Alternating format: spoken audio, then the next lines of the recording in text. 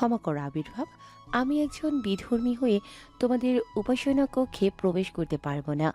এতে হয়তো তোমার উপাসনালয়ের অপমান হতে পারে।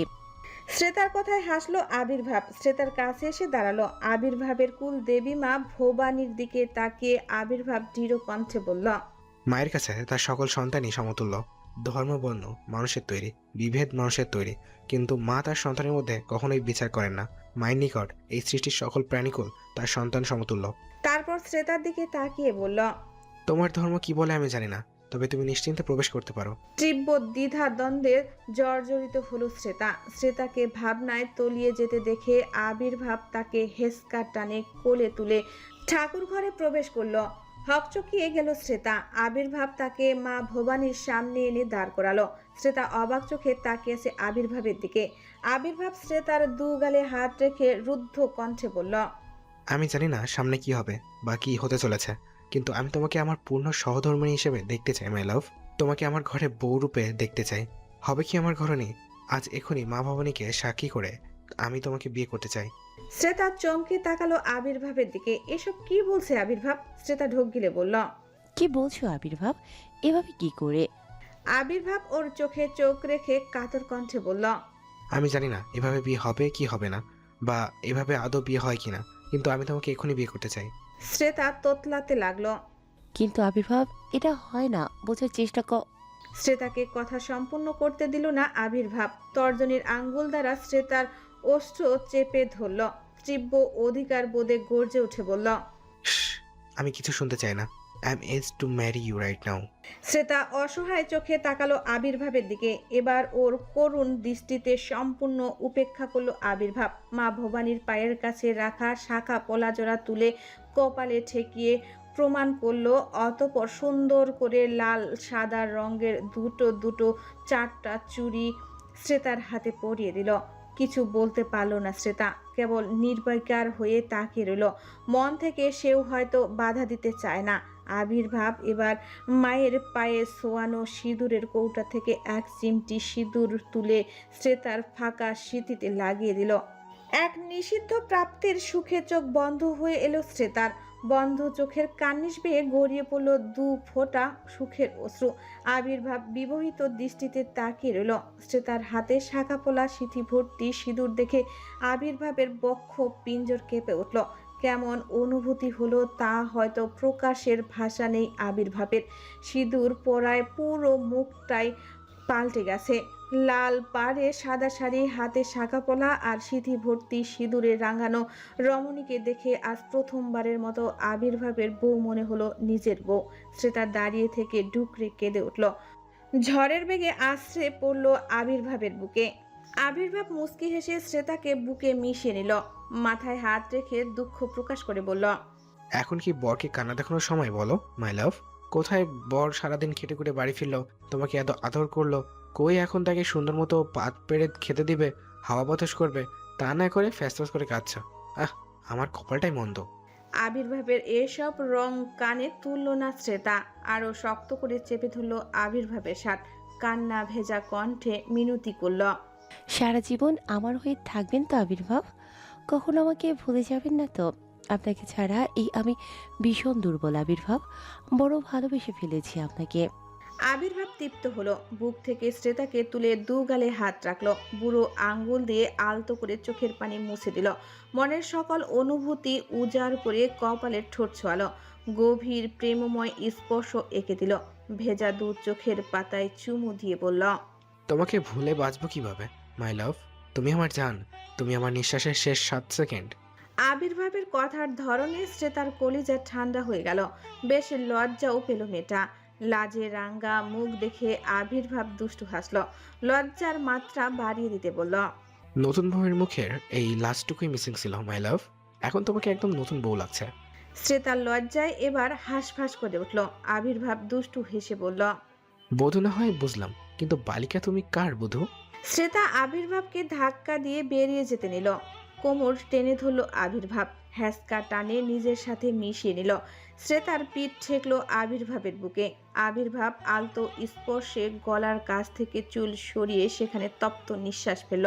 সুগন্ধিত ঘাড়ে নাক ঘষে দিয়ে স্লো ভয়েসে বলল, উত্তর না দিয়ে তো ছাড়বো না মাই লাভ।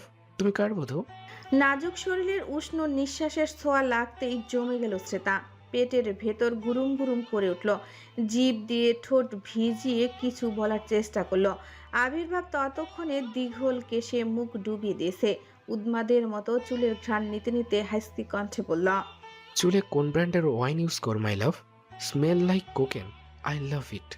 শ্রেতার নিঃশ্বাস জড়িয়ে আসছে, অঙ্গ প্রত্যঙ্গ কাঁপছে থরথর করে। সে কাপা কণ্ঠে ডাকল, আবির্ভাব, হুম খাবেন না? হুম চলুন। হুম। শ্রেতা সম্মতি পেয়ে অস্থির নিঃশ্বাস ফেলল। যাওয়ার উদ্দেশ্যে এক পা সামনে বাড়াতেই পুনরায় সমর্থবান বলিষ্ঠ হাতের বাঁধনে বাধা প্রাপ্ত হলো। কাপা কণ্ঠে বলল, ছাড়ুন। হুম। আবির্ভাবের কণ্ঠস্বরে অন্যরকম মাদকতা। আবির্ভাব নেশা জড়ানো মাদকীয় কণ্ঠে বলল, বলো না মাই লাভ, তুমি কার বধূ? উত্তরটা জানা কিন্তু অতি লজ্জায় সেটা মুখ দিয়ে আসছে না শ্রেতার। কিন্তু এই লোকের এই মারাত্মক স্পর্শগুলো সহ্য করার মতো নয়। তাই বাঁচতে চোখ বন্ধ করে এক নিঃশ্বাসে বলল। আপনার? আবির্ভাব ঠোঁট কামড়ে হেসে বলল, সত্যি? হুম। তাহলে আরেকবার বলো, তুমি কার বধূ? আপনার। আবির্ভাব পুনরায় শ্রেতার ললাটে চুম্বন এঁকে আঙ্গুলের ফাঁকে আঙ্গুল গুঁজে দিয়ে কণ্ঠে তীব্র অধিকার বোধ মিশিয়ে বলল, মনে থেকে যেন তুমি শুধু আমার বধূ, শুধু এই আবির্ভাবের। বলে শ্রেতাকে নিয়ে ডাইনিং টেবিলে চলে গেল। বিশাল ডাইনিং টেবিলের একটা চেয়ার টেনে ধপ করে বসে পড়ল আবির্ভাব। ক্ষুধায় তার পেট জ্বলছে, মাথা ভনভন করছে। সে অধীর কণ্ঠে হাঁক ছেড়ে বলল, কোথায় মাই লাভ? খাবার কি আজ পাবো না? উফ আল্লাহ, আসি। বলে রান্নাঘর থেকে জবাব দিল শ্রেতা। আবির্ভাব দাঁত খিঁচিয়ে বলল, এই হচ্ছে মেয়ে মানুষের এক সমস্যা, নড়তে চড়তে 18 মাস। শ্রেতা একটা বড় কাঁসার থালায় প্লেট ভর্তি ভাতের সাথে সব পদের তরকারি বাটিগুলো সাজিয়ে এনে আবির্ভাবের সামনে দিল। এত খাবার দেখে আবির্ভাবের চোখ ছানা বড়া হয়ে গেল। সে একবার খাবারের দিকে তো আরেকবার শ্রেতার দিকে তাকিয়ে সন্দিহান কণ্ঠে প্রশ্ন ছুড়ল। এত রান্না তুমি করেছো? শ্রেতা সুমিষ্টি কণ্ঠে জবাব দিল। জি। আবির্ভাব পুনরায় গোয়েন্দাদের মতো থুতনিতে হাত রেখে সন্দিহান কণ্ঠে বলল, পুরো অ্যাপার্টমেন্ট ভিক্ষা করলেও এত তাড়াতাড়ি এত খাবার পাওয়া যাবে না। শ্রেতা কোমরে হাত দিয়ে চোখ ছোট ছোট করে তাকালো আবির্ভাবের দিকে। বউ রেগে যেতে পারে ভেবে আর বেশি ঘাটলো না আবির্ভাব। তবে এটা সত্যি, সে বাইরের খাবার খেতে পছন্দ করে না। আর ঘরে এত পদের খাবার সাজিয়ে গুছিয়ে শেষবার খাইয়েছিল পূজারিনী রায়চৌধুরী, তাও বহু মাস আগে। শ্রেতা একটা প্লেটে সাদা ভাত বেড়ে দিয়ে সব পদের তরকারি একটু একটু করে থালার পাশে সাজিয়ে দিল। আবির্ভাব মুগ্ধ চোখে তাকিয়ে রইল। জীবনে এতটুকু সুখী তো সে চায়। শ্রেতা গ্লাসে পানি ঢেলে দিয়ে বলল, খাচ্ছেন না কেন? রাত 2টা তো বাজতে চললো। কখন খাবেন আর কখন ঘুমোবেন? কাল সকাল সকাল তো আবার হাসপাতালে যেতে হবে। আহ, আবির্ভাব এতগুলো বছর তো ঠিক এই দিনের জন্যই অপেক্ষা করছিল। এই শাসন বারণগুলোর জন্যই তো সে ছটফট করছিল। বিবাহিত জীবনে এত সুখ, এখন তো আর ভাবার আগে সুমিষ্টি কণ্ঠে ঝাড়ি ভেসে এলো। এতক্ষণ খাবারের জন্য চিৎকার দিয়ে বাড়ি মাথায় তুলছিলেন, তাহলে এখন খাবার রেখে আমার দিকে হাঁ করে তাকিয়ে আছেন কেন?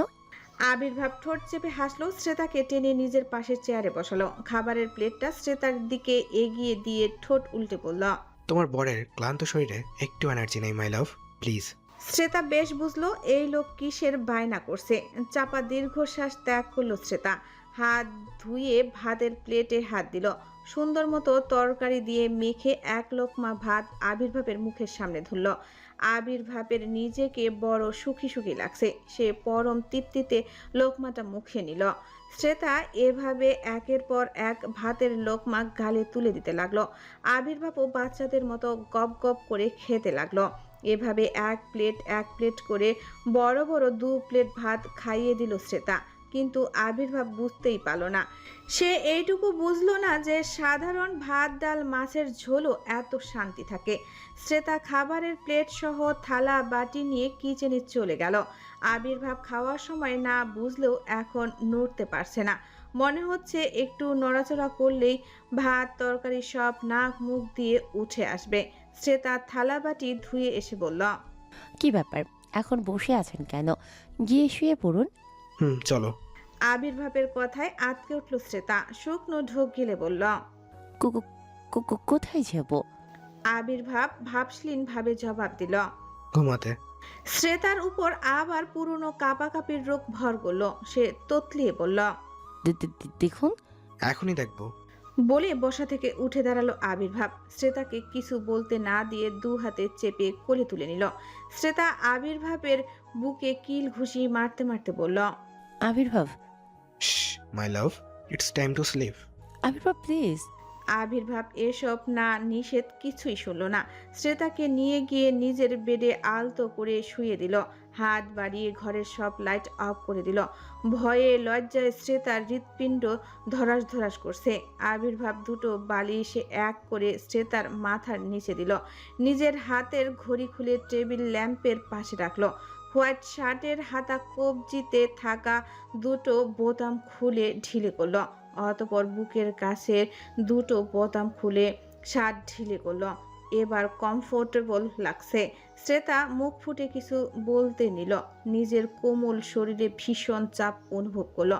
আবির্ভাব দু হাতে শ্রেতার কোমর জড়িয়ে ধরে বুকে মুখ গুজে দিল। নিস্তব্ধ হয়ে গেল শ্রেতা। অতিরিক্ত ওজনটা আস্তে আস্তে শ্রেতার সারা শরীরে জড়িয়ে পড়ল।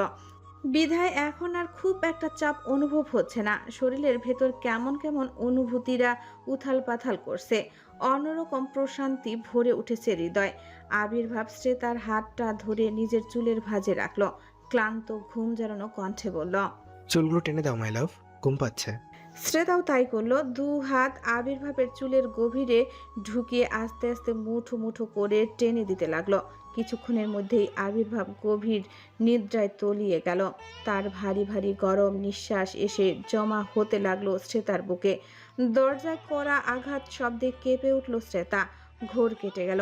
বাইরে থেকে অনবরত দরজার ধাক্কানোর শব্দ ভেসে আসছে। কেউ ডাকছে বোধহয়। শ্রেতা দু হাতে চোখ মুছল। নিজেকে যথাসাধ্য স্বাভাবিক করার চেষ্টা করে উঠে দাঁড়ালো। হাতের শাখা পোলাগুলো পুনরায় পুটলিতে বেঁধে যথাস্থানে রেখে দিল। দ্রুত ওয়াশরুমে ঢুকে চোখে মুখে পানি দিয়ে নিজের বিধ্বস্ত অবস্থা ঢাকলো। টাওয়াল দিয়ে চোখ মুখ মুছতে মুছতে দরজা খুলে দেখলো তীরা দাঁড়িয়ে আছে। শ্রেতা প্রশ্নবোধক দৃষ্টি নিক্ষেপ করলো তীরার পানে। তীরা ব্যস্ত কণ্ঠে বলল। শ্রেতা পুনিতে চলো, বড় আম্মু তোমাকে খেতে ডাকছে। তুই যা, আমি আসছি। বলে রুমে ঢুকে পড়ল শ্রেতা। তার মনের গোপনে সিন্ধুকে তুলে রাখা ব্যথাগুলো সে আর কাউকেই দেখাতে চায় না। যা হওয়ার হয়ে গেছে। ওই মানুষটা সুখে আছে, এটাই বা কম কি? তার এই কান্নাকাটি আহাজারিতে যদি বদদোয়া লেগে যায়, এই ভেবে আশঙ্কিত হয় শ্রেতা। তাই সে ঠিক করে আর কাঁদবে না। যথাসম্ভব নিজেকে সামলে রাখবে। কারণ মানুষের অভিশাপ দেওয়ার জন্য মুখে বলার প্রয়োজন পড়ে না। রুহের অভিশাপ তার থেকেও ভারী। প্রিয়তার শোয়ার ঘরের মেঝেতে বড় একটা মাদুর পাতা হয়েছে, যার মধ্যমণি হয়ে বসে আছে প্রিয়তা। মাথার সব চুল একত্র করে উঁচুতে তুলে শক্ত একটা খোপা করে রেখেছে। বেশ সুনিপুণতার সহিত মেহেদির ডিজাইন আঁকছে অবনীর ছোট্ট ছোট্ট হাতে। তাকে চারপাশ থেকে ঘিরে ধরেছে তীরা, তরি, আভিরাজ, শুভ্রতা, ওদের কাজিন সহ আরও বেশ কিছু মেয়ে। সবার মুখে ফেস প্যাক, হাতে মেহেদি। সকলের অনেক চাপাচাপিতে প্রিয়তা রাজি হয়েছে মেহেদি পরাতে এবং টানা 3 ঘন্টা যাবৎ এভাবে বসে থেকে নিরল ভঙ্গিতে সবার হাতে মেহেদি পরাচ্ছে। প্রিয়তা অবনীর হাতে মেহেদি দিচ্ছে, আর অবনী চুপটি করে বসে প্রিয়তার সাথে টুকুর টুকুর গল্প করছে। প্রিয়তা অবনীর হাতে মেহেদি দেওয়ার শেষ করে বড় একটা স্বস্তির শ্বাস ছাড়তেই তার চোখে ভেসে উঠল ডজন খানেক হাত। এত বড় বড় হাত দেখে প্রিয়তা কপাল কুঁচকে সামনে তাকালো। ওর মুখের সামনে সাদমান শিকদার, খালিদ শিকদার, সাজিদ শিকদার, সাহেব শিকদার, প্রেম, রাজ, অরণ্য, সমুদ্র, তন্ময় দু হাত তুলে বসে পড়েছেন। সবাইকে এই মুহূর্তে এখানে আশা করেনি প্রিয়তা। প্রিয়তা সবার দিক থেকে মুখ ফিরিয়ে নিল। নির্লিপ্ত কণ্ঠে বলল। এ কি, আপনারা এখানে কেন? প্রিয়তার এমন নিগুড় নির্লিপ্ততায় কষ্ট পেলেন সাদমান শিকদার। অভিমানী কণ্ঠে বললেন। প্রত্যেকবার তো আমার মা আমাকে সারা বাড়ি ছুটিয়ে ধরে মেহেদি পরায়, তাই এবার আমি নিজেই মেহেদি পড়তে এসেছি। বলেই রাজের দিকে চোখ রাঙিয়ে তাকালেন সাদমান শিকদার। রাজ বেচারার অবস্থা বলির পাঠার মতো। সে একটা ক্যাবলা মার্কা হাসি দিয়ে বলল, হ্যাঁ হ্যাঁ, শোন তুই, প্রত্যেকবার আমাদের অনেক লম্ফচম্প করে ধরিস নে। এবার আমরা এসেছি, তাড়াতাড়ি ধরে মেয়ে সাজিয়ে দে দেখি। সোহেব শিকদার চোখ রাঙিয়ে তাকালেন। চুপসে গেল রাজ। অরণ্য হাই তুলে বলল, আরে আবুলের নাতনি, যা করবি ঝটফট কর। এভাবে বেশিক্ষণ থাকলে আমার ব্ল্যাঞ্চ ব্যথা হয়ে যাবে। নাকি তুই চাচ্ছিস আবারও দৌড়ঝাঁপ করে ধরতে? প্রিয়তা এবারও কোনো জবাব দিল না। সাজিদ শিকদার অসহায় চোখে তাকিয়ে বললেন, আমরা কি করেছি বলো আম্মা? আমাদের দোষ কোথায়?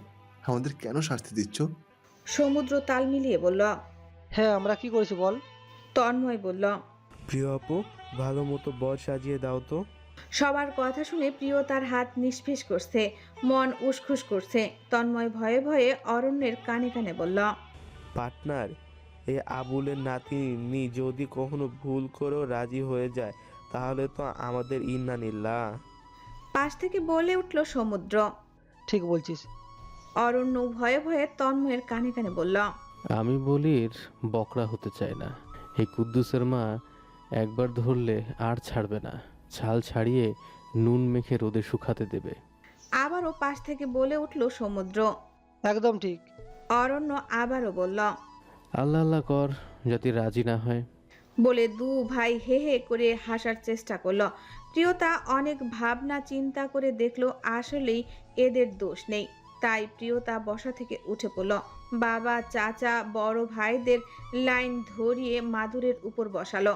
তন্ময় ঢোক গিলে বলল, কাম ছাড়ছে পার্টনার, কাল তোর আর আমার ব্রেকআপ কেউ ঠেকাতে পারবে না। দু ভাই অসহায় হয়ে চোখ পিটপিট করলো। প্রিয়তা বসা থেকে উঠে গিয়ে নখানা পুতুল বসানো উলের হেয়ার ব্যান্ড নিয়ে এলো। একে একে সবার মাথায় হেয়ার ব্যান্ড পরিয়ে দিল। ওদের একে অপরকে দেখে পেট ফেটে হাসি আসছে। অরণ্য হাসি চাপতে না পেরে ফিক করে হেসে দিল। সাথে সাথেই বেশ কয়েক জোড়া অগ্নি দৃষ্টি তার দিকে নিক্ষিপ্ত হলো। ভয়ে চুপ মেরে গেল অরণ্য। তন্ময়ের কানে কানে বলল, এখন যদি একটা ছবি তুলে ফেসবুকে আপ দেওয়া হয় তাহলে আইডি রিচ ফেসবুকে কেঁপে যাবে। 1 ঘন্টায় the great SK group of ইন্ডাস্ট্রির এমডি শিওর ভাইরাল হয়ে যাবে, সাথে আমরাও। সকলে ফিসফাস করলেও প্রিয়তা গম্ভীর মুখে উঠে গিয়ে ফেস প্যাকের বাটি নিয়ে এলো। একে সুন্দর মতো সবার মুখে অ্যাপ্লাই করে দিল। রাস গন্ধ সুখে ওয়াক তুলে বলল, মুখে এটা কি লেপে দিলি হারানের বউ? কি বিচ্ছিরি গন্ধ। পাশ থেকে বলে উঠল সমুদ্র। Fresh cow dung. এটা শুনে ওয়াক ওয়াক করতে লাগলো তন্ময়। প্রিয়তা ওদের বাড়াবাড়ি পাত্তা না দিয়ে সবার মুখে লাগিয়ে দিল। এবার হাঁটু মুড়ে বসে সবার হাতে মেহেদি পরাতে শুরু করলো। এতক্ষণ মন খারাপ থাকলেও ও এখন মনে মনে খুশিতে ফেটে পড়ছে প্রিয়তা। আজ থেকে 4 বছর আগে ও প্রতি বছর ঈদের আগের দিন সবাইকে ধরে বেঁধে স্কিন কেয়ার করত প্রিয়তা। ইঁদুরের গর্তে লুকিয়েও কারো জান বাঁচত না। আর আজ তো পাখি নিজে থেকেই জালে ধরা দিতে এসেছে, তাহলে শিকারি ছাড়বে কেন? অন্ধকারে ডুবানো নিঝুম রাতের গা চমচমে সৌন্দর্য অদ্ভুত রকমের ভয়াবহ, যা খোলা আকাশের নিচে দাঁড়িয়ে উপভোগ করার সাহস সবাই রাখে না। শিকদার বাড়ির দক্ষিণ দিকের ছাদ ঘেঁষে দাঁড়িয়ে থাকা শতবর্ষী প্রাচীন জাম গাছের নিচে অন্ধকারে দাঁড়িয়ে আছে 2 পুরুষ। আঙ্গুলের ফাঁকে তাদের জ্বলন্ত সিগারেট। প্রতিবার সুখ টানের সঙ্গে ঝলসে উঠছে সিগারেটের আগুন। নাক মুখ থেকে নির্গত বিষাক্ত ধোঁয়া অন্ধকার আসন্ন বাতাসে কুণ্ডুলি পাকিয়ে উড়ে যাচ্ছে। তাদের মুখে কোনো শব্দ নেই, চোখে কেবল পাথর চাপা অনুভূতির জোয়ার। কি ভাই, রাত 12টার সময় এখন কুখ্যাত জায়গায় দাঁড়িয়ে দাঁড়িয়ে ভূতের সাথে কি সলা পরামর্শ চলছে? দূর থেকে প্রশ্ন ছুড়ে দিল সাদাব। ট্রাউজারের পকেটে হাত ঢুকিয়ে ধীর পায়ে এসে দাঁড়ালো দুজনের পাশে। ছাদে আলো জ্বলছে, কিন্তু অন্যদিকে এই দিকটা সম্পূর্ণ অন্ধকারে নির্লজ্জিত। আর তাছাড়া ভূতের ভয়ে কেউ এদিকে আসে না। পুরো রায়পুরের রটনা শিকদার বাড়ির দক্ষিণ দিকের জাম গাছ নাকি ভুতুরে। অনেকে নাকি ভূত দেখেছে স্বচক্ষে। সাদাপের উক্ত প্রশ্নে কোনো ভাবান্তর হলো না দুজনের। সাত লাফিয়ে উঠে বসলো গাছ ঘেঁষা রেলিংয়ে, খসখসে জাম গাছের ছালে হেলান দিয়ে বলল, হ্যাঁ, তোদের দেখে আমার বড় মায়া হয়। বেচারা মেরুদণ্ডটা যদি আরেকটু সোজা থাকতো তাহলে আজ তোদের দিনও অন্যরকম হতো। কি বলতে চাস? অন্ধকারে ভারী পুরুষালী কণ্ঠ শোনা গেল। সাদাব বাঁকা হেসে বলল, আমি কি বলতে চাইছি সেটা তুই খুব ভালো মতোই বুঝতে পারছিস। প্রণয় সিগারেটটা দূরে ছুঁড়ে ফেলল, তিক্ত কণ্ঠে বলল, মজা নিচ্ছিস? সাদাব ঠোঁট বাঁকিয়ে হাসলো, রসিয়ে রসিয়ে বলল, ঠিক বলছিস, মজা দেখতে এসেছি। এই রিভেঞ্জ অফ নেচার বলে একটা বহু প্রচলিত প্রভাব আছে না, জানিস তো? তুই অন্যের সাথে যেমনটা করবি ঠিক তেমনটাই একদিন তোর সাথেও হবে। তার প্রমাণ তুই নিজেই দেখ। আজ থেকে 4 বছর আগে আমি তোর 2 পা জড়িয়ে কেঁদেছিলাম, কাকতি মিনতি করেছিলাম, কিন্তু তুই আমার যন্ত্রণা দেখতে চাসনি। এক রাতে নিঃস্ব করে দিয়েছিলি আমায়। সব জেনে শুনেও আমার ফুলপুরিকে অন্যের হাতে তুলে দিয়েছিলি। আজ দেখ, সেই 4 বছর আগের জায়গায় তুই দাঁড়িয়ে আছিস। সেদিন আমি অসহায় ছিলাম, দুর্বল ছিলাম, কিছু করা ছিল না আমার। কিন্তু তুই তো দুর্বল নয়, তবে আমার থেকে বেশি অসহায়। তোর কাছে কি নেই? টাকা আছে, পাওয়ার আছে, যশ আছে, পুরো পৃথিবী তোর পায়ের নিচে। তবুও তুই একজন পথচারী ভিক্ষুকের থেকেও অতিকায় নিম্ন দরিদ্র। প্রণয় চুপচাপ সব শুনল, তবে বিশেষ কোনো প্রতিক্রিয়া দেখালো না। ক্ষণকাল চুপ থেকে নির্লিপ্ত কণ্ঠে বলল, আমার বোন তোকে চায়নি, কখনোই ভালোবাসেনি। তাই বড় ভাই হিসেবে আমার বোন যাকে চেয়েছে আমি তার হাতেই তাকে দিয়েছি। সাদাবের চোখে মুখে তাচ্ছিল্য খেলে যায়, ব্যঙ্গ করে বলে, নে, মেনে নিলাম, পরে আমার ছিল না, আমায় ভালোবাসেনি, কিন্তু প্রিয়তা তো তোর ছিল, তোকে অনেক ভালোবেসেছে। তাহলে তুই কেন এত কষ্ট পাচ্ছিস? তুই চাইলেই তো প্রিয়তাকে বিয়ে করে নিতে পারিস, বাচ্চা কাচ্চা পয়দা করে সুখে দিন কাটাতে পারিস। জানি বেশি দিন বাঁচবি না, তবুও যতদিন হয় আর কি। কেন শুধু এভাবে দুঃখে দুঃখে মরছিস? পাশ থেকে সিগারেট ফুঁকতে ফুঁকতে নির্লিপ্ত কণ্ঠে আবির্ভাব বলল, কোনো প্রশ্নের উত্তর ছাড়াই যদি এই কেনর উত্তরটা বুঝে যেতিস তাহলে আজ এই প্রশ্ন করতিস না। সাদাব এবার প্রণয়ের দিক থেকে দৃষ্টি সরিয়ে আবির্ভাবের দিকে তীক্ষ্ণ দৃষ্টি নিক্ষেপ করল। কিছু একটা চিন্তা করে পুনরায় ঠোঁটে বাঁকা হাসি ফুটিয়ে তুলল, রহস্যময় কণ্ঠে বলল, তোর মুখেও বড় বড় কথা মানায় না। তোর ব্যাপারেও সব জানা আছে আমার। আসলে কি বলতো, এটা ওটা বলে তোরা নিজেদের অক্ষমতাকে ডাকতে চাস। আসলে তোরা দুটোই মেরুদণ্ডহীন। আমার ভালোবাসা না হয় আমায় ভালোবাসিনি, তাই দেখিয়ে দিতে পারিনি ভালোবাসা কীভাবে ধরে রাখতে হয়। কিন্তু তোদের তো এমন না, তোদের ভালোবাসার মানুষ তো তোদের ভালোবেসেছিল, পাগলের মতো ভালোবেসেছিল। তাহলে তোরা কেন হেরে গেলি?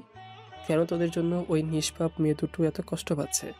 সাদাবের করা প্রশ্নবাণে দমে যায় আবির্ভাব, গলা শুকিয়ে আসে তার, কোনো প্রত্যুত্তর করতে পারে না। প্রণয় লম্বা শ্বাস টেনে মলিন কণ্ঠে বলল, ওর জন্য শুধু ভালোবাসা নেই বলে দূরে ছড়িয়ে রেখেছে। যদি শুধু ভালোবাসতাম তাহলে নিশ্চয়ই তুই যেগুলো বলেছিস ওগুলো করতাম।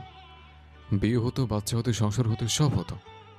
আমি হয়তো অন্যান্য সো কল্ড হিরো বা ভিলেনদের মতো বলতে পারতাম যে সে মরুক বা বাঁচুক তা আমার দেখার বিষয় না। ও মরলেও আমার সাথে মরুক, বাঁচলেও আমার সাথে বাঁচুক, তবুও আমার হয়েই থাকুক। কিন্তু আফসোস, এসব ফিল্মি ডায়লগ আমি দিতে পারবো না। প্রণয়ের হেয়ালিপূর্ণ কথায় ভ্রু কুঁচকে ফেলল সাদাব, চোখ ছোট ছোট করে প্রশ্ন করল। মানে? প্রণয় বুক ভরে শ্বাস নেবার চেষ্টা করলো, কিন্তু আশ্চর্য, তার নিঃশ্বাস নিতে কষ্ট হচ্ছে। আজকাল বাতাসে বোধহয় অক্সিজেনের তুলনায় প্রয়োজনের পরিমাণ বেড়েছে। প্রণয় পুনরায় আরেকটা সিগারেট জ্বালিয়ে নিজের কালচে লাল ঠোঁটে চেপে ধরল, নিঃশ্বাসের সাথে ফুরফুরে বিষাক্ত ধোঁয়া টেনে নিয়ে বলল, মানে আমি শুধুমাত্র ওর প্রেমিক বা স্বামী নই। স্বামী তো নই, আর প্রেমিকও নই। ওর আর আমার সম্পর্কের নাম, আমি ওর অভিভাবক। ও আমার শুধুমাত্র ভালোবাসা নয়, ও আমার সন্তান। বাবা মা যেমন নিজের আগে, সবার আগে, দুনিয়ার আগে সন্তানের সুরক্ষা নিশ্চিত করেন, ভালো থাকা নিশ্চিত করেন, একটা সুন্দর ভবিষ্যতে দেখে এগিয়ে দেন, আমিও তাই। আমার সন্তানকে সবার আগে একটা সুন্দর জীবন দিতে চাই, একটা সুন্দর ভবিষ্যৎ দিতে চাই। আমি চাই না আমার সন্তান আমার মতো হোক। আমার বাচ্চাকে টেনে হিঁচড়ে আমি সেই নর্দমায় নামাতে চাই না, যেখানে আমি গলা অব্দি ডুবে আছি। যে পুরুষ ভালোবাসাকে বেছানো অব্দি নিতে না পারলে প্রেমের ব্যর্থতা মনে করে বা প্রেমিকের শরীর ভোগের মাধ্যমে পূর্ণতা খোঁজে, সে কখনোই পুরুষ হতে পারে না। সে স্রেফ দেহলোভী রাক্ষস। তার কাছে প্রেমের সংখ্যা একটা উষ্ণ শরীর, আর আমার কাছে প্রেমের সংখ্যা একটা উষ্ণ হৃদয়। আর আমার ধর্ম তুই দেখিস না? আমি যদি দেখি আমার ভালোবাসার মানুষ ভালো আছে, আমার বাচ্চাটা ভালো আছে, তাহলে আমিও ভালো থাকবো। তোর মতো জ্বলে মরবো না।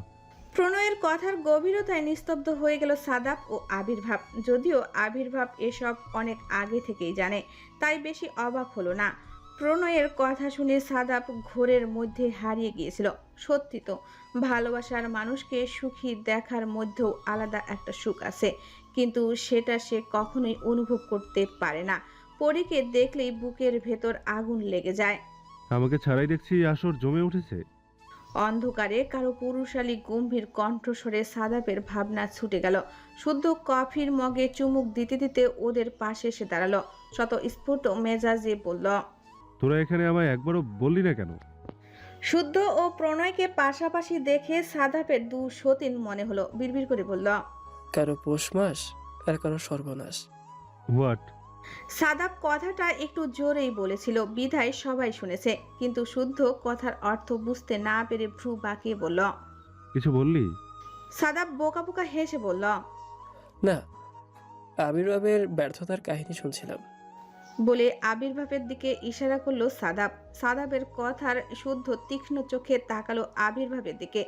অন্ধকার রাতেও আবির্ভাবের চোখ দুটো ভয়াবহ লাল, আর তা স্পষ্ট বোঝা যাচ্ছে। শুদ্ধ সন্ধিয়ান কণ্ঠে প্রশ্ন ছুড়ল, কি হয়েছে? ছেঁকে খেয়েছিস? সাদাব পুনরায় বিড়বিড় করে বলল, কি হয়েছে জানলে সবার আগে তুই কেলিয়ে বৃন্দাবন পাঠিয়ে দিতিস। আবারও ওর কথা উপস্থিত সবাই শুনতে পেল। আবির্ভাব কটমট চোখে তাকালো সাদাবের দিকে। শুদ্ধ ভ্রু কুঁচকে বলল, কিছু বললি? না রে ভাই, কিছু বলেনি। আমি আর প্রণয় আবির্ভাবকে ওর আগের পক্ষের সম্বন্ধে জিজ্ঞেস করছিলাম। আগের পক্ষ? আরে আগের পক্ষ মানে ওই একটা মেয়েকে অনেক ভালোবাসতো, কিন্তু এত ভালোবাসার পরও আসলে স্ট্যাম্পে মেরেছে অন্য মেয়ের মাথায়। যদিও ও এখন এসব বলা ঠিক না, কারণ আবির্ভাব তো নিজের জীবনে অনেক দূর গিয়ে গিয়েছে। সাদাবের কথায় শুদ্ধের খেয়াল হলো। সে অবাক চোখে তাকালো আবির্ভাবের দিকে। কিছু মনে পড়ার ভঙ্গিতে বলল, হ্যাঁ, তুই তো মুসলিম, কোনো একটা মেয়েকে ভালোবাসতিস, তাহলে হঠাৎ কোথা থেকে কি হয়ে গেল? তাকে আঘাত করা এসব প্রশ্ন একদম সহ্য হচ্ছে না আবির্ভাবের। এরা ক্ষত স্থানকে খুঁটিয়ে খুঁটিয়ে পুনরায় রক্তাক্ত করছে। আবির্ভাব মনে মনে ঠিক করলো, সে কাল সকালে এই বাড়ি ছেড়ে চলে যাবে, নইলে বেশিক্ষণ নিজেকে আটকে রাখতে পারবে না সে। শুদ্ধ হালকা ধাক্কা দিয়ে বলল, কি রে বল, কিভাবে কি হয়েছিল? প্রণয় এসব শুনতে ইন্টারেস্ট নয়, তাই সে অন্যদিকে চলে গেল। আবির্ভাব শুকনো ঢোক গিলে গলা ভেজালো, হাঁসফাঁস করে বলে উঠল, এসব কি প্রশ্ন করছিস তোরা? Please, I can control myself. আবির্ভাবকে এত অস্থির হতে দেখে শুদ্ধ আর সাদাব দুজনই মাত্রাতিরিক্ত আশ্চর্য হলো। সাদাব তো বলেই বসল, এত হাইপার হচ্ছিস কেন? She is just your past, that's it, নাকি? ঝট করে আবির্ভাবের অক্ষি কোণে অশ্রু এসে গেল। সে শুদ্ধ সাদাব সবাইকে ইগনোর করে ধপাধপ পা ফেলে ছাদের অন্যদিকে চলে গেল। সাদাব বাঁকা হেসে বলল, কি বুঝলি? শুদ্ধ কফির মগে লম্বা চুমুক দিয়ে বলল, বোঝাবুঝির কি আছে, সব তো নিজের চোখেই দেখলাম। তো তোর মনে প্রশ্ন জাগে না? এত ভালোবাসতো, এখনো কত ভালোবাসে তা তো দেখলি। এরপরও অন্য একটা মেয়েকে এত সহজে বিয়ে করে নিল কেন? শুদ্ধ উদাস কণ্ঠে প্রত্যুত্তর করল, কিছু জিনিস চোখে দেখা যায় না, অনুভব করে নিতে হয়। কিছু শব্দ, কিছু কথা, কিছু ঘটনা লুকিয়ে থাকে অন্তরালে, যার গোপনীয়তায় জ্বালিয়ে দেয় সবকিছু। সব কেনর উত্তর হয়তো দেওয়া যায় না, সব চাওয়া হয়তো পাওয়া যায় না। কিছু ব্যর্থতার ভার বয়ে বেড়াতে হয় আজীবন। ভাগ্য যার দিকের থেকে মুখ ফিরিয়ে দেয়, তাদের জন্য মৃত্যুর পরে জাহান্নাম নয়, দুনিয়াতেই জাহান্নামের আজাব শুরু হয়ে যায়। বলে ছাদ থেকে নেমে গেল শুদ্ধ। সাদাব একা বসে রইল, নিকষ কালো অন্ধকারের দৃষ্টি নিবদ্ধ করে বলল, প্রত্যেকের জীবনে এমন একজন মায়ার মানুষ কেন আসে বলতে পারিস? যে আমার হবে না, তার প্রতি এত মায়া দিয়ে কি করব আমরা? ছাদের পূর্ব প্রান্তে শতবর্ষী প্রাচীন ফারিন গাছ, যার বিশাল ছায়ায় ছাদের পূর্ব দিকে চাঁদের আলো পড়তে পারে না। তবে এই জায়গাটা ঘুটঘুটে অন্ধকার আচ্ছন্ন নয়। দূরে কোথাও থেকে হলুদ একটা ঝাপসা আলো ছুটে আসছে। গাছের নিচে সাদা মার্বেল পাথর বসানো চেয়ার টেবিল, এদিকে ওদিকে সব দিকে শুনশান নির্জনতা। আবির্ভাব গুটি গুটি পায়ে হেঁটে এসে একটা চেয়ারে ধপ করে বসে পড়ল। চোখ দুটো তার টকটকে লাল, তাতে টলমল করছে গরম অশ্রু। পুরুষদের শৈশবকাল থেকেই শক্ত হতে শেখানো হয়, মাথায় ঢুকিয়ে দেওয়া হয় কান্নাকাটি মেয়েদের কাজ। পুরুষদের হতে হয় ইস্পাতের মতো দৃঢ় শক্ত, যাদের কোনো দুর্বলতা হয় না। আবির্ভাবও তাই মানে, সকলের সামনে নিজের দৃঢ় আবরণ ধরে রাখছে। কিন্তু দিনের আলো ফুরিয়ে যখন রাতের আধারে নামে, তখন পুরুষরাও নিজেদের কৃত্রিম আবরণ ছেড়ে ফেলে। তাদেরও বুক কাঁপে, হাত পা কাঁপে, শরীর কাঁপে, ঠোঁট ভেঙে কান্না আসে। হ্যাঁ, পুরুষরাও কাঁদে, কিন্তু নীরবে নির্ভীতে। সেই কান্না রাতে বোবা জিন ছাড়া কেউ দেখে না। আবির্ভাব পাথরের টেবিলের উপর 2 হাত রেখে তার ভাঁজে মুখ গুজল, চোখ বন্ধ করে নিঃশব্দে ফুঁপে উঠল। নিঃশব্দ কান্নার তালে দুলে উঠল পুরুষালী শরীর। রুদ্ধ কণ্ঠে বলল, তুমি আমায় কখনো ক্ষমা করো না মাই লাভ, কখনো না। আবির্ভাব থেকে থেকে অন্ধকারে আর্তনাদ করে উঠল, হ্যাঁ ঈশ্বর, আমি মুক্তি দাও, শান্তি দাও, পোড়া হৃদয়ে একটু বৃষ্টি দাও। মুক্তি, শান্তি, বৃষ্টি এগুলো তোর জন্য নয়। বলে টেবিলের উপর 2টো কাচের বোতল রাখলো প্রণয়। আবির্ভাবের পাশের চেয়ারে বসে বলল, নে, গলে ভেজা, হালকা লাগবে। আবির্ভাব মাথা উঠিয়ে রক্তিম চোখে তাকালো প্রণয়ের দিকে। প্রণয় নির্লিপ্ত, যেন এসব তার জন্য পান্তা ভাত। আবির্ভাব কোনো দ্বিমত প্রকাশ করলো না। 2টো বোতল থেকে একটা তুলে টোকা মেরে সিপি উড়িয়ে দিল। কাচের বোতলের ঠোঁট লাগিয়ে ভেতরের পাতলা লাল তরল ঢকঢক করে গলায় ঢালতে লাগলো। ধীরে ধীরে খা, নইলে মাথা উঠে যাবে। বলে পকেট থেকে সিগারেটের প্যাকেট বের করলো প্রণয়। একটা সিগারেট ঠোঁটে চেপে ধরে লাইটার জ্বালালো, টান দিতে দিতে বলল, ফিলিং বেটার? আবির্ভাব ঢকঢক করে এক নিঃশ্বাসে অর্ধেকটা শেষ করে থামলো। তরলটা যেদিক দিয়ে নামছে, জ্বলে যাচ্ছে তার সর্বত্র। আবির্ভাব ব্যথাতুর কণ্ঠে জানালো, আমার ভীষণ কষ্ট হচ্ছে ভাই। I want her, I want to touch, I want to hug her. আমার আর সহ্য হচ্ছে না ভাই। কোনোদিন যদি আর একবারও আমার পাখিটাকে বুকে নিতে পারতাম, আর একটাবার যদি তাকে আমার মাঝে অনুভব করতে পারতাম, তাহলে হয়তো এই বুকের পোড়া একটু শান্ত হতো। আমার জানটাকে ছুঁতে না পারে আমি মরে যাচ্ছি। এই অনুভূতিটা এত জঘন্য কেন রে? বলে চিৎকার দিয়ে সজোরে ঘুষি মারলো শক্ত পাথরের টেবিলে। সাথে সাথেই হাতের ফর্সা চামড়া থেতলে রক্ত বেরিয়ে এলো। আবির্ভাবের ছটফটানি দেখে নীরবে হাসলো প্রণয়। নির্লিপ্তভাবে বলল, এটা তোর বাপের শাস্তি। বাপ বাপকেও ছাড়ে না, আমাকেও ছাড়ে নেই, তোকেও ছাড়বে না। আবির্ভাব হতবাক কণ্ঠে প্রশ্ন ছুড়ল, পাপ? হ্যাঁ, পাপ। এটাই তোর বাপের শাস্তি। প্রথমে অহংকারে পিতামাতার অহংকারের শাস্তি, দ্বিতীয় সীমাহীন ভালোবাসার শাস্তি, তৃতীয় কাউকে কথা দিয়ে মাঝপথে তার হাত ছেড়ে দেওয়ার শাস্তি। এই সবগুলো শাস্তি একত্রে তুই পাচ্ছিস, ঠিক আমার মতো। আবির্ভাবের কণ্ঠ কাঁপে। বিশ্বাস কর ভাই, আমি ওর হাত ছাড়তে চাইনি, কিন্তু কিন্তু আবির্ভাব থেমে যায়, চোখ ঝাপসা হয়ে আসে। মনে পড়ে যায় জীবনের করা সর্বশ্রেষ্ঠ ভুলের কথা। মনে পড়ে যায় সেই দিনের কথা। অতীত সাল 2027, আশ্বিন মাস। বাঙালির শ্রেষ্ঠ উৎসব দুর্গাপূজার মহা দশমী তিথি, বিসর্জনের দিন। ঢাকের শব্দে মুখরিত হচ্ছে কলকাতা। বিসর্জনের আগ মুহূর্তে সিঁদুর খেলায় মেতে উঠেছে রায় চৌধুরী পরিবার। হুগলি জেলার শ্রীরামপুরের রায় চৌধুরী পরিবার অনেক নামজাদা স্বনামধন্য একটি পরিবার। রায় চৌধুরী বাড়ির পারিবারিক দুর্গাপূজা প্রায় পূর্ব 400 বছরের পুরাতন ও বংশীয় রীতি, যা চলে আসছে প্রজন্মের পর প্রজন্ম। এই পরিবারের বর্তমান কর্তা শ্রেদয় নারায়ণ রায় চৌধুরী, যিনি বর্তমানে অবসরপ্রাপ্ত ম্যাজিস্ট্রেট। ওনার 7 ভাই। তাদের ছেলে বৌমা নাতি নাতনি মিলে বিশাল 51টি সদস্য সংখ্যা নিয়ে রায়চৌধুরী পরিবার। আবির্ভাবের বাবা শ্রেদয় অনিমেষ রায় চৌধুরী নারায়ণ রায় চৌধুরীর জ্যেষ্ঠ পুত্র। ওনার স্ত্রী শ্রীমতী পূজারিণী রায় চৌধুরী ও 2 ছেলে অনিরুদ্ধ রায় চৌধুরী ও আবির্ভাব রায় চৌধুরী। আবির্ভাব দ্বিতীয়। এছাড়া এই বাড়ির বেশিরভাগ সদস্যই বছরের অন্য সম কর্মসূত্রে দেশের বাইরে থাকেন। কেবল পারিবারিক সম্মেলন হয় পূজার 4টা দিন। এই দিনের অপেক্ষায় থাকেন বাড়ির কর্তা নারায়ণ রায় চৌধুরী ও ওনার স্ত্রী লক্ষ্মী রায় চৌধুরী। বিশেষ করে নাতি নাতনিরা তাদের খুবই প্রিয়।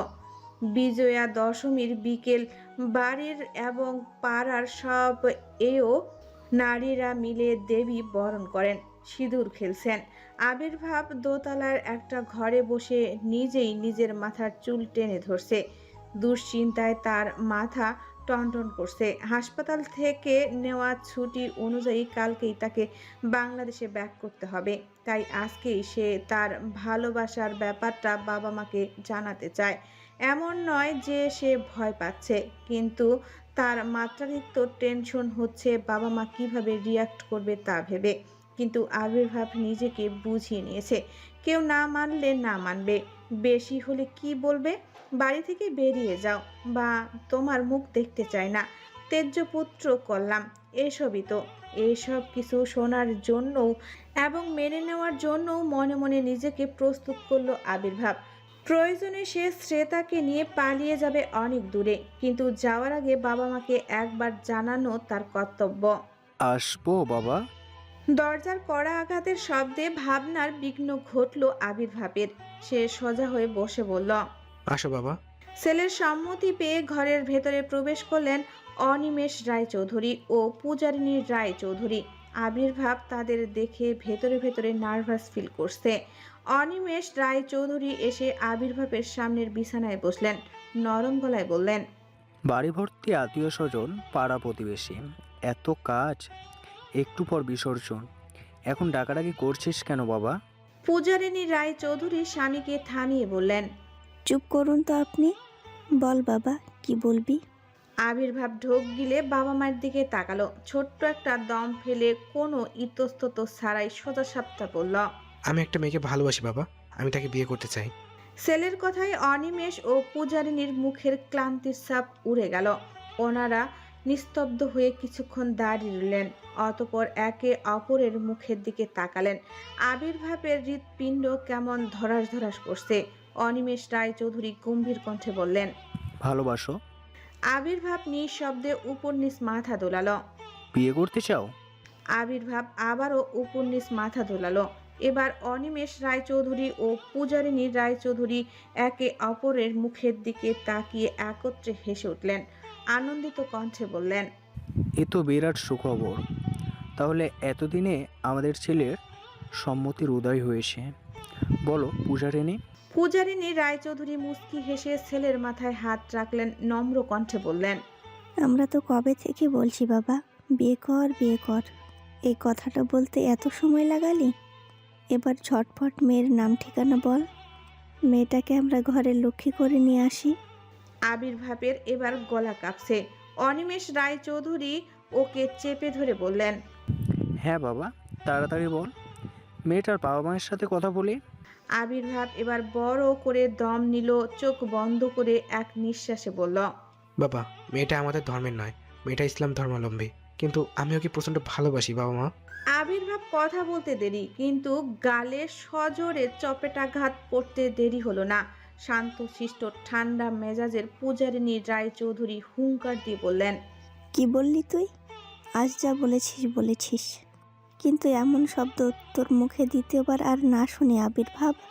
আবির্ভাব আহত চোখে তাকালেন অনিমেষ রায়চৌধুরীর দিকে। গম্ভীর কণ্ঠে অনিমেষ রায়চৌধুরী বললেন, দেখো যা বলছো এই কথা আর দ্বিতীয়বার উচ্চারণ করো না। বাড়ি ভর্তি আত্মীয় স্বজন, মানুষজন, কখন কে কোন দিকে শুনে নেবে, আর আমাদের নাক কান কাটা যাবে না। তবে এসব কথায় আবির্ভাব দমে গেল না। চট করে বসা থেকে উঠে পড়ল, কাট কাট কণ্ঠে বলল, আমি ওকে খুব ভালোবাসি বাবা, এটা আমার জন্য লজ্জার নয়। তাই এ কথা শুধু তোমাদের সামনে নয়, পুরো পৃথিবীর সবার সামনেও চিৎকার করে বলতে আমার কোনো দ্বিধা নেই। আমি ওকে ভালোবাসি, ভালোবাসি, ভালোবাসি, খুব বেশি ভালোবাসি। আর বিয়ে করলে ওকেই করব। আবারও আবির্ভাবের দু গালে ঠাস ঠাস করে 4 থেকে 5টা চর বসিয়ে দিলেন পূজারিনী রায়চৌধুরী। ক্রোধে তার চোখের মনি লাল হয়ে উঠেছে। অনিমেষ রায়চৌধুরী চাপা কণ্ঠে বললেন, আহ পূজারিনী, এত বড় ছেলের গায়ে হাত তুলছো কেন? পূজারিনী রায়চৌধুরী অগ্নি চোখে তাকালেন স্বামীর দিকে, আবার ক্রোধান্বিত কণ্ঠে ছেলেকে শাসিয়ে বললেন, একদম চুপ। তুই আমার ছেলে, তোকে আমি যেখানে বিয়ে দেব সেখানেই তোর বিয়ে হবে। আবির্ভাব পূজারিনীর কথায় পাত্তা দিল না, দাঁড়িয়ে কাট কাট কণ্ঠে বিরোধিতা জানিয়ে বলল, সরি মা, আমি তোমাদের সব কথা শুনলেও এই কথা শুনতে পারবো না। বিয়ে তো আমি সেটাকেই করব, আর তোমাদের আটকানোর কোনো অধিকার নেই। তোমাদের সো কল্ড সোশ্যাল স্ট্যাটাসের জন্য আমি আমার ভালোবাসাকে বলি দিতে পারবো না, অসম্ভব। আর এত কথা বলছি কেন? আমি সে আবির্ভাব কথা সম্পূর্ণ করার পূর্বেই দরজার কাছে কিছু পড়ার শব্দ হলো। স্টিলের ভারী কিছু পড়ার তীব্র শব্দে অনিমেষ, আবির্ভাব আর পূজারিনী একত্রে তাকালেন দরজার দিকে। দরজার কাছে নারায়ণ রায় চৌধুরী বুক চেপে ধরে পড়ে ছটফট করছেন। বাবাকে কাতরাতে দেখে আঁতকে উঠলেন অনিমেষ রায়চৌধুরী। বাবা বলে ছুটে গেলেন বাবার কাছে। আবির্ভাবও ছুটে গিয়ে দ্রুত ধরল ওনাকে। মাত্র 5 মিনিটের মধ্যেই পুরো বাড়ির মানুষ জড়ো হয়ে গেল। উৎসব মুখর পরিবেশ পাল্টে গেল। বাড়িতে কান্নার মিছিল পড়ে গেল এক মুহূর্তে। আবির্ভাব ও অনিরুদ্ধ সহ আরও কয়েকজন তড়িঘড়ি করে নারায়ণ রায় চৌধুরীকে হাসপাতালে ভর্তি করলেন। সুদীর্ঘ 48 ঘন্টা পর ওনার জ্ঞান ফিরল। ডাক্তার জানালেন, হয়তো কোনো বিরাট আঘাত পেয়ে নিজেকে সামলাতে পারেনি, হার্ট অ্যাটাক করে বসেছিলেন। আরও জানালেন, ওনার অনেক বয়স হয়েছে, ওনাকে টেনশন ফ্রি রাখতে হবে, বেশি চাপ দেওয়া যাবে না। ওনার সকল কথা বেদবাক্যের মতো শুনতে হবে, না হলে আবার যদি সেকেন্ড টাইম অ্যাটাক আসে তাহলে সেখানে স্পট ডেট হয়ে যাবে। ডাক্তারের এই কথা শুনে নিস্তব্ধ হয়ে গিয়েছিল পুরো রায় পরিবার। কেউ বুঝতে পারছিল না কি হয়েছে, কিন্তু অনিমেষ রায়চৌধুরী আর পূজারিনী রায়চৌধুরী ঠিকই বুঝেছিলেন সব। নারায়ণ রায়চৌধুরীর জ্ঞান ফেরার পর তিনি সবার আগে আবির্ভাবের খোঁজ করলেন। আবির্ভাব গেলে তিনি আবির্ভাবের 2 হাত ধরে মিনতি করে বললেন, দাদা ভাই, আমার এত বছরের মান সম্মান তুই নষ্ট করিস না। এতে যে আমি আর আমার পরিবার মরেও মুখ লুকানোর জায়গা পাবো না। সমাজ আমাদের এক ঘরে করে দেবে। দয়া কর ভাই। আবির্ভাব নিস্তব্ধ হয়ে যায়। সে কিছুই মানতে চায় না। নারায়ণ রায় চৌধুরী পা জড়িয়ে ধরে কেঁদে উঠে বলে, দাদু, এত বড় শাস্তি আমায় দেবেন না। আমি তো বেঁচে থেকেও মরে যাবো দাদু, জীবন্ত লাশ হয়ে যাব। আমি পারবো না ওকে ছাড়তে। আপনি তো বোঝেন ভালোবাসা কি। আমার উপর দয়া করুন দাদু, এমন বলবেন না। আবির্ভাবের কথায় নারায়ণ রায় চৌধুরীর শ্বাস টান উঠল। আবার ডাক্তার ডাকা হলো। রোগীকে উত্তেজিত করার জন্য ডাক্তার অনেক বোকাঝোকা করলেন। পূজারিনী রায় চৌধুরী আর সহ্য করতে না পেরে ছেলেকে টেনে নিয়ে অন্যত্র গেলেন। ছেলের হাত নিজের মাথায় রেখে বললেন, আজ যদি আমাদের কথার অমান্য করিস বা শ্বশুরের কিছু হয় তাহলে তোর মায়ের দিব্যি, তুই তোর মা বাবার মরা মুখ দেখবি। পূজারিনীর কথায় আবির্ভাবের দুনিয়া থেমে যায়। পূজারিনী রায় চৌধুরী পুনরায় বললেন, আমি যাকে পছন্দ করে দেব তুই তাকেই বিয়ে করবি। তোকে জন্ম দিয়েছি, দুনিয়া দেখিয়েছি, খাইয়েছি, পরিয়েছি, লালন পালন করেছি। এর তো একটা প্রতিদান আছে। দে, সব কিছুর হিসাব চুকিয়ে দে। মা। চুপ, একদম মা ডাকবি না আমায়।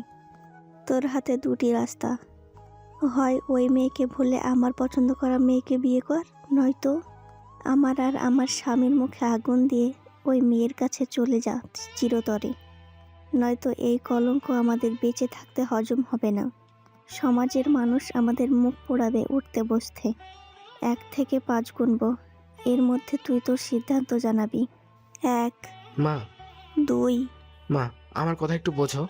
3, মা, তুমি আমাকে মেরে ফেলো, তবুও সব বলো না। 4, মা গো। 5। বলে আর 1 মিনিটও দাঁড়ালেন না পূজারিনী রায়চৌধুরী। গটগট করে চলে গেলেন আবির্ভাবের সামনে হতে। এতে প্রচণ্ড ঘাবড়ে গেল আবির্ভাব। পূজারিনী রায়চৌধুরী সবার সামনে থেকে ওনার স্বামীকে টানতে টানতে নিয়ে চলে যাচ্ছেন। কোথায় যাব পূজারিনী? মরতে। পুরো হাসপাতালের করিডোর ভর্তি মানুষ অবাক চোখে চেয়ে দেখছে তাদের। আবির্ভাব সবার সামনে ছুটে এসে হাঁটু মুড়ে বসে পড়ে পূজারিনী রায়চৌধুরীর সামনে। 31 বছরের এক যুবক ছেলে সবার সামনে কেঁদে উঠে পা জড়িয়ে ধরে পূজারিনী রায়চৌধুরী হিতাহিত জ্ঞান হারায়। ছেলেটা কাঁদতে কাঁদতে মায়ের পা শক্ত করে জড়িয়ে ধরে বলে, তুমি যা বলবে তাই আমি শুনবো মা, তবু তোমরা আমাকে ছেড়ে যেও না প্লিজ মা। ছেলের কথায় থেমে যান পূজারিনী রায়চৌধুরী। প্রণয় নির্লিপ্ত ভঙ্গিতে বসে সব শুনল। আবির্ভাব দুটো বোতল খালি করে চেয়ারের পেছনের দিকে মাথা হেলিয়ে দিয়েছে।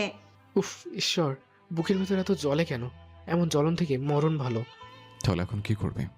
আবির্ভাব সজা হয়ে বসার চেষ্টা করলো। প্রণয়ের দিকে টলমলে চোখে তাকিয়ে হঠাৎ করে হেসে উঠল। হাসতে হাসতে গড়িয়ে পড়তে নিলেই শার্টের কলার টেনে ধরল প্রণয়। আবির্ভাব আবার সজা হয়ে বসে মাতলামো করে বলল, কি আর করবো ভাই, আমার মতো নর্দমার কীটের বেঁচে থাকাই তো কথা নয়। শালা, তুই ভালোবাসার জন্য জীবনে কি না করেছিস, আর আমি বল মেরুদণ্ডহীন কাপুরুষ। আমি আমার ভালোবাসাকেই সব থেকে বেশি যন্ত্রণা দিয়েছি। বিশেষ কর আজ যখন ও আমার দিকে টলমলে অভিমানী চোখে চেয়েছিল, ওর সেই চোখের দৃষ্টি বিষ-মাখানো তীরের ন্যায় আঘাত এনেছে আমার বুকে। কলিজা ছিঁড়ে যাচ্ছিল ভাই। ওই চোখে আমি তৃষ্ণার সাগর দেখেছি, অভিযোগ অভিমানের পাহাড় দেখেছি। আমার প্রাণটা মরছিল ওকে বুকে নেওয়ার জন্য, কিন্তু পারিনি, আমি বিষপান করেছি। প্রণয় আবির্ভাবের মাঝে নিজের প্রতিচ্ছবি দেখতে পেল।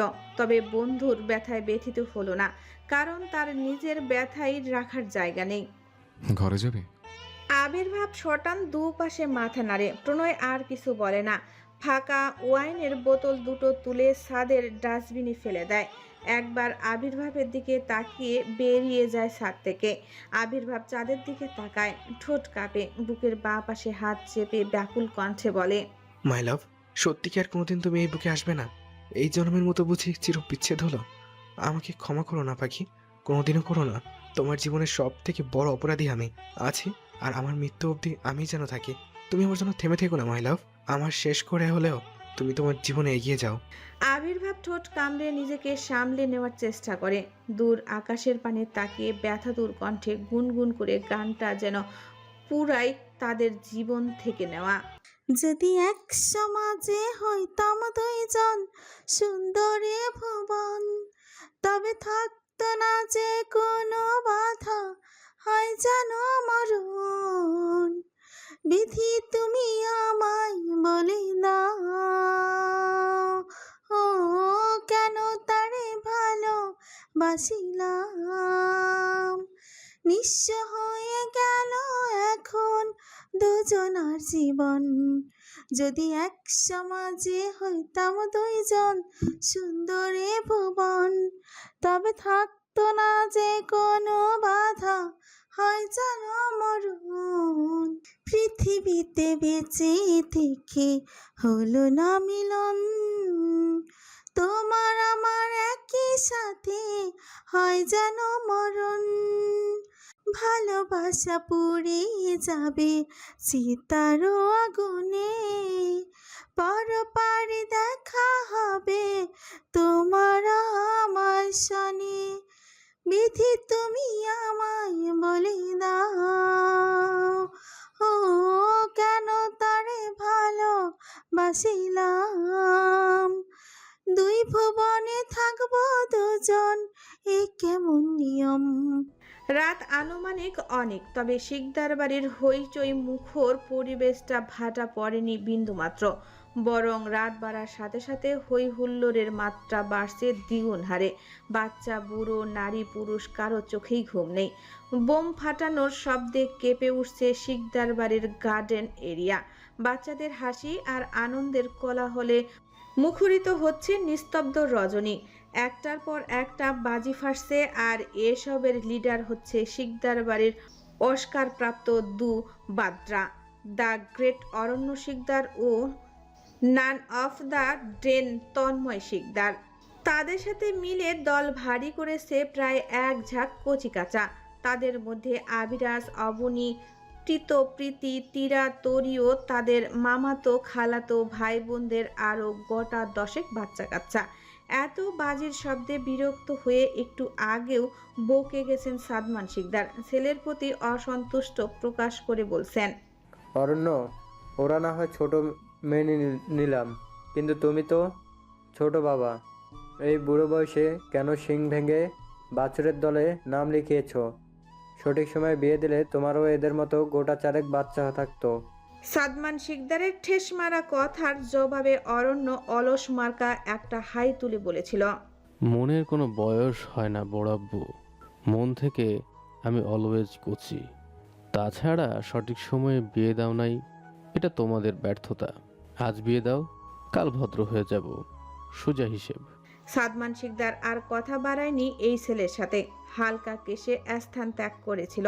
শিকদার বাড়ির অন্দর মহলে বিশাল রাজকীয় হেসেলে ঝুড়ি ঝুড়ি পিঠে বানানোর তোড়জোড় চলছে। তা হইতে বাদ যাচ্ছে না কোনো পদের পিঠে। বাংলাদেশের 64 জেলার সব বিখ্যাত বিখ্যাত পিঠা বানানো হচ্ছে। এমনকি এই কাজে হাত লাগিয়েছে দেবীও। বিয়ের পর সে সম্পূর্ণ একা হয়ে গিয়েছিল। সারাদিন তাকে একা একাই থাকতে হয়। কথা বলতে চাইলেও একটা কথা বলার মানুষ পাওয়া যায় না। আবির্ভাব ভীষণ ব্যস্ত মানুষ, তাকে কি আর সারাদিন পাওয়া যায়? আবির্ভাব সকাল থেকে মধ্যরাত পর্যন্ত হাসপাতালে থাকে, তারপর আসে, কোনো মতো দুটো খেয়ে ঘুমিয়ে পড়ে। পরের দিন সকালে আবার চলে যায়। জীবনটা পুরো একঘরে হয়ে গিয়েছিল দেবীর। কিন্তু এই বাড়িতে আসার পর এত এত মানুষদের পেয়ে দেবীও অনেক ভালো লাগছে। পরিণীতা, প্রেরণা, উষা, পূর্ণতা, অনুশ্রী বেগম, তনুশ্রী বেগম, অনন্যা বেগম, অর্থী বেগম আরও বেশ কিছু মহিলা মিলে এখানেও হাসি আড্ডা আর গল্পের আসর জমে উঠেছে। ড্রয়িং রুমের সোফায় সাদমান শিকদার, খালিদ শিকদার, সাজিদ শিকদার, সাহেব শিকদার সহ প্রেম, রাজ, তন্ময়, অরণ্য, সমুদ্র মুখে ফেসপ্যাক লাগিয়ে চোখে শশা সেটে চুপচাপ ভদ্রভাবে বসে আছেন। সকলের হাতে কোনোই অবধি অর্গানিক মেহেদি দিয়ে ডিজাইন করা। তারা মুখে কিছু বলতেও পারছে না, আবার সইতেও পারছে না। যে জায়গায় অন্যান্য বছর তাদেরকে ধরে বেঁধে এই অত্যাচার করা হতো, সেই জায়গায় আজ তারা সেধে সেধে বধ হতে গিয়েছিল। কি আর করা যাবে, সবই নসিবের লিখন। ওনাদের এই করুণ অবস্থা দেখে বাড়ির মহিলারা খিটখিট করে হাসছেন আর মজা নিচ্ছেন। সমুদ্র বিরক্তিতে দাঁত কটমট করে সাদমান শিকদারের উদ্দেশ্যে বলল, সব দোষ আপনার বড় আব্বুর। কি দরকার ছিল তেল দিতে যাওয়ার? অমন পেঁচার মতো মুখ করে ঘুরে বেড়াতো, দেখলেন তো এবারে কীভাবে ফাঁসলেন। আপনাদের চক্করে আমরাও ফাঁসলাম। প্রেমও তাল মিলিয়ে বলল, ঠিক বলছিস ভাই, চোখে কিছু দেখতে পাচ্ছি না। ছাতা, এভাবে আর কতক্ষণ সংসেজে বসে থাকবো? অরণ্য আরও নাক সিটকে ওয়াক তুলে বলল, ওয়াক থু, মুখে মনে হয় গোবর লেপে দিয়েছে। এত বধ হবার ইচ্ছে থাকলে আপনারে গিয়ে গলায় পেতে দিতাম। আমাদের দলের টানার কি দরকার ছিল? আমি এভাবে আর বসতে পারছি না। রাজ কাঁদো কাঁদো মুখে বলল, শুধু কি তাই রে ভাই, দেখ 2 হাতের কোনোই অবধি মেয়েদের ব্রাইডাল মেহেদি দিয়ে দিয়েছে। এই মুখ আমরা মানুষকে কেমনে দেখাবো? আমার বউ তো খোঁচা দিয়েই আমার প্রাণ উষ্টগত করে দেবে। ছেলেদের এত এত অভিযোগ শুনে বিরাট হতাশা মিশ্রিত দীর্ঘশ্বাস ত্যাগ করলেন সাদমান শিকদার। কণ্ঠে অপরাধ বোধ মিশিয়ে বললেন, মাফ কর বাপ, কি করব বল। বাড়ির সবাই কত আনন্দ করছে, আর আমার মা মুখ গোমড়া করে ঘরে ঘুরে বেরোচ্ছিল। মায়ের মন খারাপ থাকলে ছেলেদের কি ভালো লাগে? সাজিদ শিকদার বললেন, হ্যাঁ বাপ, একটু হজম করে নে, তোদেরই তো ছোট বোন। তন্ময় ফ্যাস ফ্যাস করে কাদার অভিনয় করে বলল, কেউ একটা ছাঁকুনি এনে দে, আমার মান সম্মান ধুয়ে মিশে গেছে। একটা ছাঁকুনি দিয়ে চেলে তুলি। আমি তন্ময় শিকদার কিনা মুখে ডাল বাটা মেখে বসে আছি। তিশা শুনলে কালকেই আমার সাথে ব্রেকআপ করে ফেলবে। অরণ্য তাল মিলিয়ে বলল, সহমত ভাই। আমার গার্লফ্রেন্ডগুলোর যদি এসব রেখে আমার মুখে বদনা ছুরি মেরে ব্রেকআপ করে চলে যাবে। তন্ময় কানে কানে বলল, পার্টনার, সবাই চোখে ধুলি পড়ে আছে, চলো এই সুযোগ আমরা চুপি চুপি কেটে পড়ি, কেউ দেখতে পাবে না।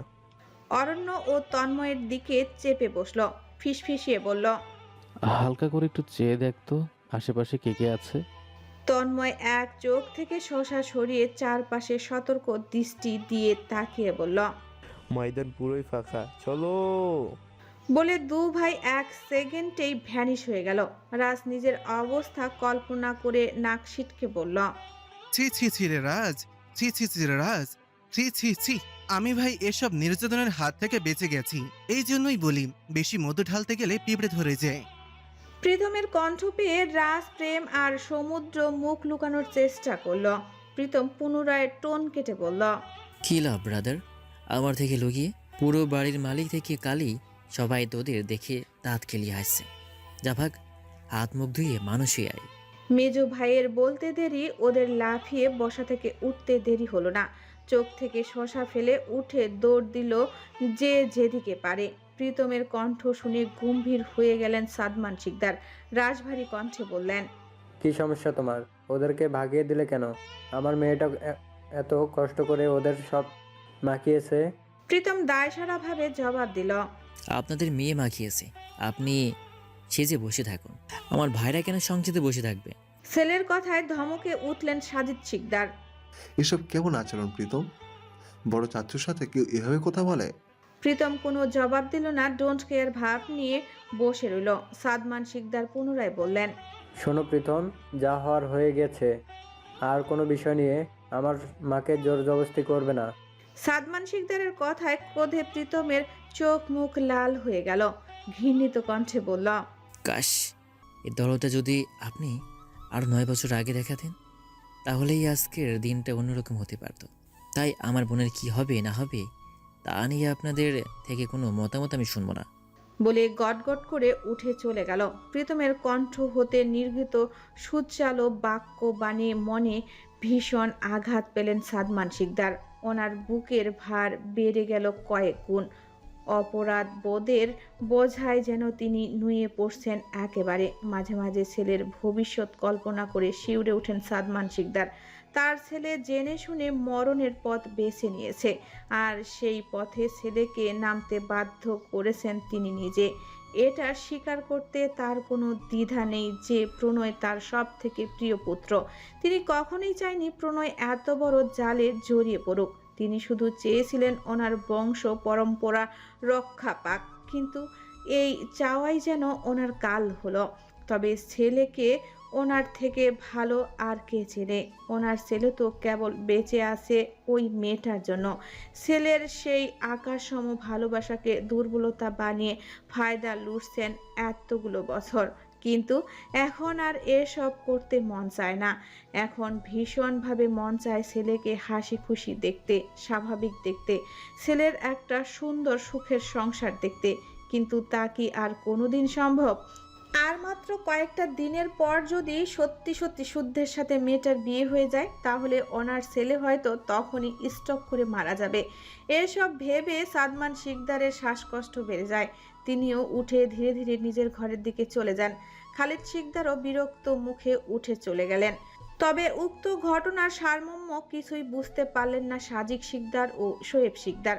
সবাই চলে গেছে, ওনারা আর বসে থেকে কি করবেন? তাই ওনারাও চলে গেলেন। পুরো বাড়ির এত চিৎকার চেঁচামেচিতে মাথা ভো ভো করছে প্রিয়তার।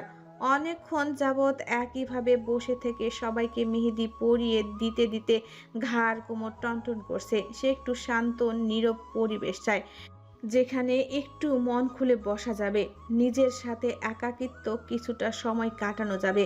প্রিয়তার আজকাল মোটেও এত কথাবার্তা, চিৎকার চেঁচামেচি, হই হট্টগোল ভালো লাগে না।